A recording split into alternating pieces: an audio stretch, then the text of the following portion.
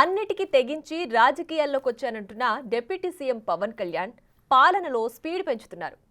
ఇక honeymoon period అయిపోయిందంటున్న ఆయన సంక్రాంతి తర్వాత స్పీడ్ పెంచనున్నారు. ప్రజలకు మరింత చేరువయ్యేందుకు క్షేత్రస్థాయి పర్యటనలకు రెడీ అవుతున్నారు. ప్రజల వద్దకి తన క్యాంపు కార్యాలయం తీసుకెళ్తారంటూ కొత్త ట్రెండ్కి తెరలేపే పనిలో పడ్డారు. ప్రజలను నేరుగా కలుసుకుని వారి సమస్యలను పరిష్కరించే దిశగా అడుగులు వేస్తున్నారు. పిఠాపురం ప్రజల నమ్మకాన్ని నిలబెట్టుకోలేకపోతే తనను ఓడించమని ఆయన ఇచ్చిన పిలుపు హాట్ టాపిక్ గా మారింది. నా కష్టాలు తెలియదని చెప్పకండి, ఎవరు నా కష్టాలు తెలుసు. అందుకే నిన్న ఎందుకు తగ్గి మాట్లాడతానంటే కష్టాలు తెలిసిన వాడిని కాబట్టి నాకు అధికారం అలంకారం కాదు, అధికారం బాధ్యత నాకు. కానీ నాకు పిఠాపురం బాగుండాలి. నేను చాలా చాలా స్పష్టంగా లా అండ్ ఆర్డర్ కనుక ఎవరన్నా సరే ఇష్టరాజ్యంగా ఎవరన్నా సరే ఇష్టం వచ్చినట్టు చేస్తే తొక్కి నారత్తిస్తాను ఒక్కొక్కరికి. మా ఇష్టం కుదరదట్లా.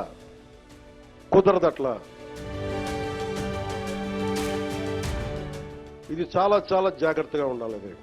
నేను తెగించి వచ్చాను రాజకీయాల్లో, గుర్తుపెట్టుకోండి.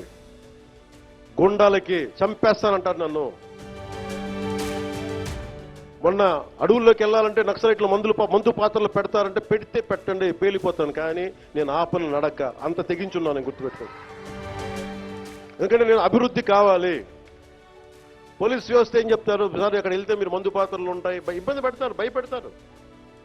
భయపడేవాడిని రాజకీయాల్లోకి రాకూడదు. మంచి చేయాలని వచ్చింది, నాకు భయం లేదు. నాకు అంటే ఇంత తెగించిన వాడిని ఆకు రౌడీలు కానీ చిల్లర వేషాలు వేసేవాళ్ళు కానీ నేను భయపడతాను.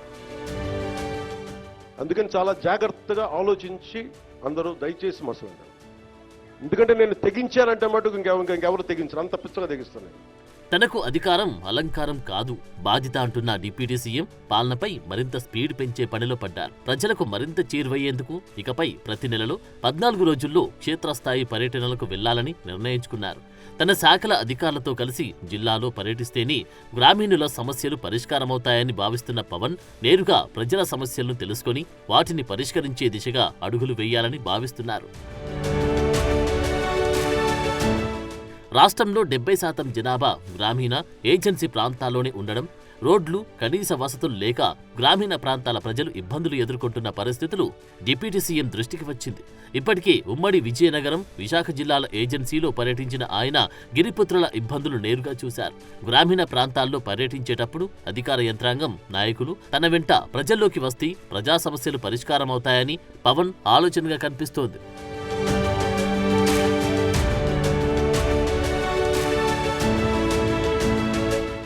సంక్రాంతి తర్వాత జిల్లాల పర్యటనలకు పవన్ కళ్యాణ్ ముహూర్తం ఫిక్స్ చేసుకున్నట్లు తెలుస్తోంది. పర్యటనలు ఎలాంటి ఆర్భాటాలు లేకుండా టెట్లోనే ఉంటానంటున్న ఆయన తొలి పర్యటన పిఠాపురం నియోజకవర్గం నుంచి మొదలు పెడతారంట. తొలుత తన నియోజకవర్గంలో తిరిగిన తర్వాత మిగిలిన నియోజకవర్గాల్లో పర్యటనలు ఉంటాయని జనసేన వర్గాలు చెబుతున్నాయి. జిల్లాల పర్యటనలపై తన శాఖలకు సంబంధించిన అధికారులకు డిప్యూటీ సీఎం క్లారిటీ ఇచ్చినట్లు సమాచారం.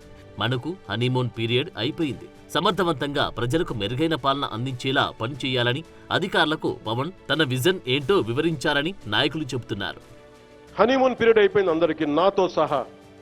నాకు కూడా ఇంక లెర్నింగ్ కూర్చోబెట్టి రివ్యూస్ అని వదిలేశాను. నేను నుంచో చోట రివ్యూ చేస్తాను, అవసరమైన చోట నిలబడతాం.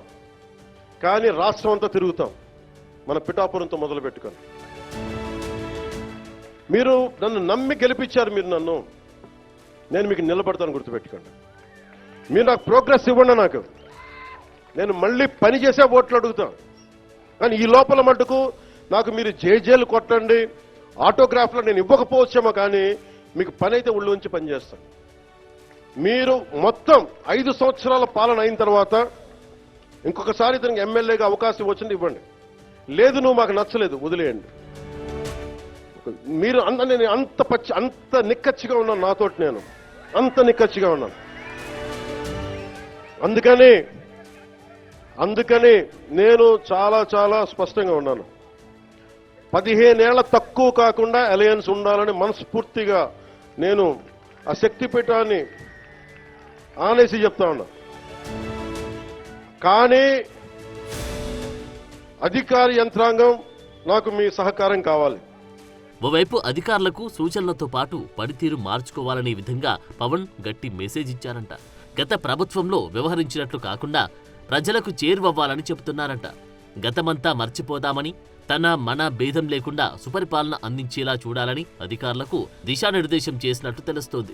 అలా కాకుండా వ్యవహరిస్తే ఎవరిని ఉపేక్షించేది లేదని హెచ్చరించారట. తన నుంచి అధికారులకు ఎలాంటి అప్లికేషన్లు ఉండవని, ప్రజా సమస్యల పరిష్కారమే తన ఎజెండా అని స్పష్టం చేశారంట.